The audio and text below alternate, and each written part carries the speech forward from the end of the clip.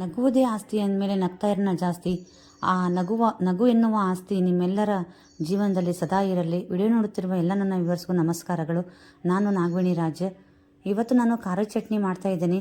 ಒಣ ಮೆಣಸಿನ್ಕಾಯಿದು ಖಾರದ ಚಟ್ನಿ ಮಾಡ್ತಿದ್ದೀನಿ. ಅದೆಲ್ಲ ಹೇಗೆ ಮಾಡ್ತಾಯಿದ್ದೀನಿ, ನಾನು ಹೇಗೆ ಮಾಡಿದೆ ಅಂತಂದೇಳಿ ನೋಡ್ಕೋಬೇಕಂತಂದ್ರೆ ನೀವು ವಿಡಿಯೋನ ಸ್ಕಿಪ್ ಮಾಡದೆ ಕೊನೆವರೆಗೂ ನೋಡಿದರೆ ಗೊತ್ತಾಗುತ್ತೆ. ನಮ್ಮ ಉತ್ತರ ಕರ್ನಾಟಕ ಸೈಡ್ ನೋಡ್ರಿ, ಇಂಥ ಒಂದು ಖಾರ ಚಟ್ನಿ ಇದ್ದು ಬಿಟ್ರೆ ರೊಟ್ಟಿ ಜೊತೆಗೆ ಭಾಳ ಚೆನ್ನಾಗಿ ಆಗ್ತತಿ. ಒಂದು ಕಾಯಿಪಲ್ಯ ಇಲ್ಲ ಅಂದರೂ ಪರವಾಗಿಲ್ಲ, ಈ ಖಾರ ಚಟ್ನಿ ತುಪ್ಪ, ಇಲ್ಲ ಖಾರ ಚಟ್ನಿ ಬೆಣ್ಣೆ, ಇಲ್ಲ ಖಾರ ಚಟ್ನಿ ಎಣ್ಣೆ ಏನಾದರೂ ಒಂದು ಹಚ್ಕೊಂಡು ಒಂದು ರೊಟ್ಟಿಗೆ ಒರೆಸ್ಕೊಂಡು ತಿಂದುಬಿಡ್ತಾರೆ. ಇಲ್ಲಿ ನಾನು ಒಣ ಮೆಣಸಿನ್ಕಾಯಿ ಇರುತ್ತಲ್ಲ, ಫುಲ್ಲು ರೋಸ್ಟ್ ಆಗಿರೋ, ಫುಲ್ಲು ಡ್ರೈ ಆಗಿರೋವ ಅವನ್ನೆಲ್ಲ ಹುರಿದು ಇಟ್ಕೊಂಡಿದ್ದೀನಿ ನಾನು. ಈಗ ಅಲ್ಲಿ ಎಣ್ಣೆ ಹಚ್ಚಿಬಿಟ್ಟು ಈಗ ಇಲ್ಲಿ ಅದೇ ಹಂಚಲ್ಲಿ ನಾನು ಈರುಳ್ಳಿನ ಇಷ್ಟು ದೊಡ್ಡ ದೊಡ್ಡ ಕಟ್ ಮಾಡಿಕೊಂಡು ಇದಕ್ಕೆ ಎಣ್ಣೆ ಹಾಕ್ಕೊಂಡು ಚೆನ್ನಾಗಿ ಹುರ್ಕೋತೀನಿ. ಇದು ಗೋಲ್ಡನ್ ಫ್ರೈ ಆಗಬೇಕು. ಗೋಲ್ಡನ್ ಫ್ರೈ ಆಗಿ ಹಸಿ ವಾಸನೆ ಇಲ್ದೇ ಹುರ್ಕೊಂಡ್ವಿ ಅಂತಂದ್ರೆ, ಚೆನ್ನಾಗಿ ಹುರಿದ್ವಿ ಅಂತಂದ್ರೆ ಚಟ್ನಿ ಕೆಡೋದು ಇಲ್ಲ, ಮತ್ತು ಚಟ್ನಿ ಭಾಳ ಕಂಪು ಬರ್ತೈತಿ. ಇಲ್ಲಿ ಒಣ ಮೆಣಸಿನ್ಕಾಯಿ ಹುರಿಡ್ಕೊಂಡಿದ್ದೆಲ್ಲ ಅದು ಮಿಕ್ಸಿ ಜಾರಿಗೆ ಹಾಕೊಂಡ್ಬಂದ್ಬಿಟ್ಟು ಹಾಕ್ಕೊಂಡು ಒಂದು ಪೌಡ್ರ್ ಮಾಡ್ಕೊಂಬರ್ತೀನಿ.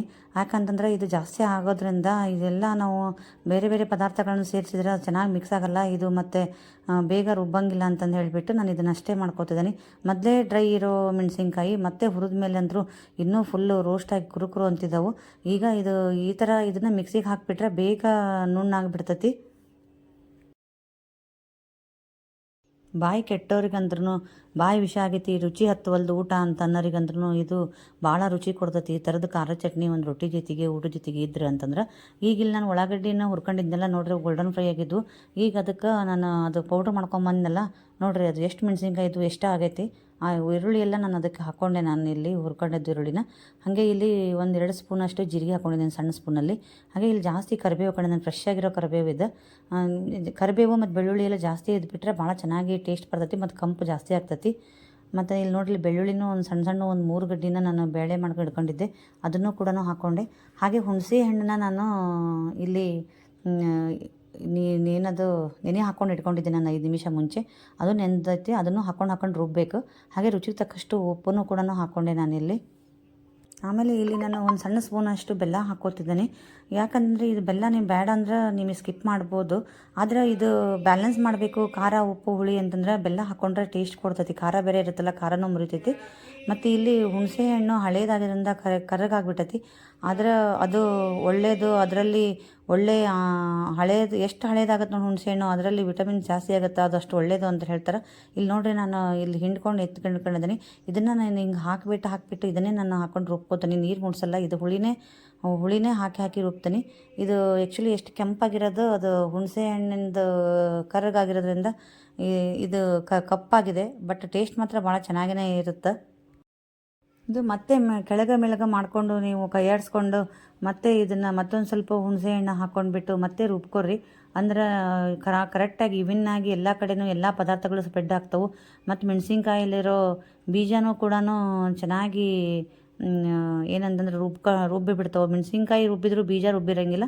ಆಮೇಲೆ ಲಾಸ್ಟಿಗೆ ನೋಡ್ರಿ, ಇಲ್ಲಿ ನಾನು ಒಂದು ಎಣ್ಣೆ ಇಟ್ಕೊಂಡ್ಬಿಟ್ಟು ಒಂದು ಪಾತ್ರೆಯಲ್ಲಿ ಅದಕ್ಕೆ ಸಾಸಿವೆ ಮತ್ತು ಜೀರಿಗೆ ಮತ್ತೊಂದು ಸ್ವಲ್ಪ ಬೆಳ್ಳುಳ್ಳಿ ಕರಿಬೇವನ್ನ ಒಗ್ಗರಣೆ ಕೊಟ್ಕೊಂಡ್ಬಿಟ್ಟು ಈ ರುಬ್ಬಿಡ್ಕೊಂಡಿದ್ದೆಲ್ಲ ನಾನು ಖಾರದ ಚಟ್ನಿನ, ಆ ಖಾರದ ಚಟ್ನಿನ ಇದರಲ್ಲಿ ಹಾಕಿಬಿಟ್ಟು ಒಂದು ಸ್ವಲ್ಪ ಫ್ರೈ ಮಾಡ್ತೀನಿ. ಈ ಥರ ಫ್ರೈ ಮಾಡೋದ್ರಿಂದ ಇನ್ನೂ ಟೇಸ್ಟ್ ಜಾಸ್ತಿ ಕೊಡ್ತೈತಿ. ಹಾಗೆ ತಿನ್ನಬೇಕಾದ್ರೆ ರುಚಿ ಬರ್ತೈತಿ ಮತ್ತು ಬೇಗ ಕೆಡಂಗಿಲ್ಲ.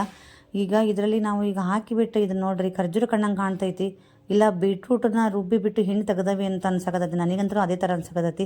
ಮಿಕ್ಸಿ ಜಾರಲ್ಲಿ ಮಾತ್ರ ಖರ್ಜೂರ ಕಣ್ಣಂಗೆ ಕಾಣೋದು ಅಷ್ಟು ಚೆನ್ನಾಗಿ ಆಗೈತೆ ನೋಡ್ರಿ. ಏನು ಬೀಜಗಳದೇನೋ ಅಷ್ಟು ಚೆನ್ನಾಗಿ ರುಬ್ಕೊಂಬಂದೆ ನಾನು.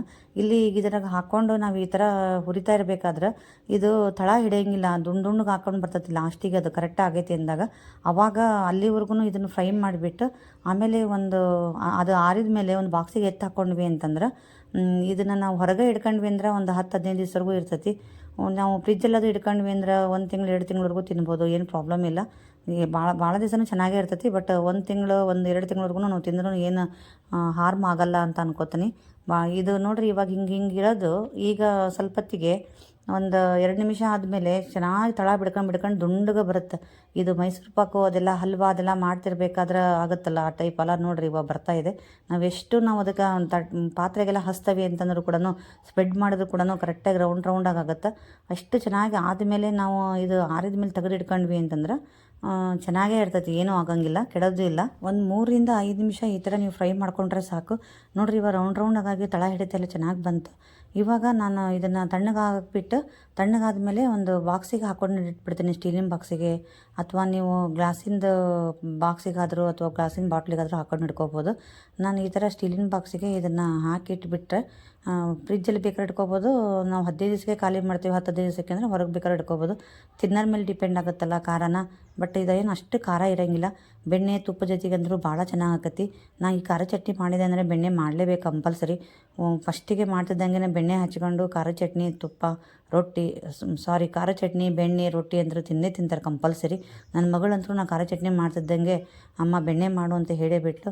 ಸರಿ ಅವಳ ಸಂಬಂಧನ ಬೆಣ್ಣೆ ಮಾಡಿ ಖಾರ ಚಟ್ನಿ ಬೆಣ್ಣೆ ರೊಟ್ಟಿ ಕೊಡೋಣ ಅಂತಂದೇಳಿ ಕೊಟ್ಟೆ. ಬಿಸಿ ಬಿಸಿ ರೊಟ್ಟಿಗೆ ನೋಡಿರಿ ಈ ಥರ ಖಾರ ಚಟ್ನಿ ಹಾಕಿಬಿಟ್ಟು ಅದ್ರ ಮೇಲೆ ಬೆಣ್ಣೆ ಇಟ್ಕೊಂಡು ಸರಿ ಮಿಕ್ಸ್ ಮಾಡ್ಕೊಂಡು ಒರೆಸ್ಕೊಂಡು ತಿಂದ್ರೆ ಇದು ಸ್ವರ್ಗ ಸುಖನೇ ಅಂತ ಅನ್ಕೋಬೋದು.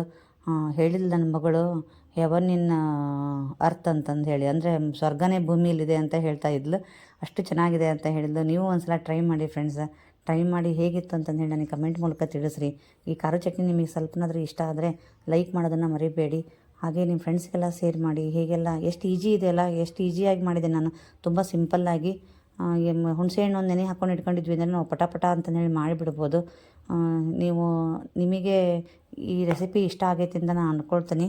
ಇನ್ಯಾಕೆ ತಡ, ಹಾಗಾದ್ರೆ ಮೆಣಸಿನ್ಕಾಯಿ ಹುರಿದ್ಬಿಟ್ಟು ಫ್ರೈ ಮಾಡಿಬಿಟ್ಟು ಮಾಡಿಕೊಂಡು ಬಿಸಿ ರೊಟ್ಟಿ ಜೊತೆಗೆ ತಿಂದೇ ಬಿಡ್ರಿ.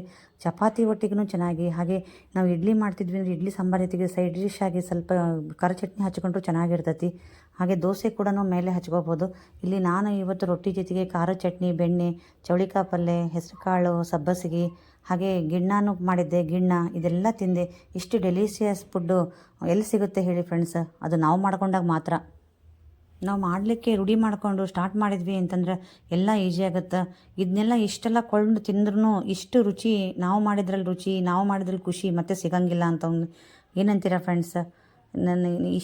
ಸರಿ, ಹಾಗಾದರೆ ಇನ್ನೂ ನೀವು ನನ್ನ ಚಾನಲ್ ಸಬ್ಸ್ಕ್ರೈಬ್ ಆಗಿಲ್ಲ ಅಂದರೆ ಪ್ಲೀಸ್ ಸಬ್ಸ್ಕ್ರೈಬ್ ಮಾಡ್ಕೊಳ್ಳಿ. ನನ್ನ ವಿಡಿಯೋಗಳೆಲ್ಲ ನೀವು ಈಸಿಯಾಗಿ ನೋಡ್ಕೋಬೋದು. ನಾನು ಏನೇನು ಹೊಸ ರೆಸಿಪಿ ಹೇಳಿದೆ ಅಂತ.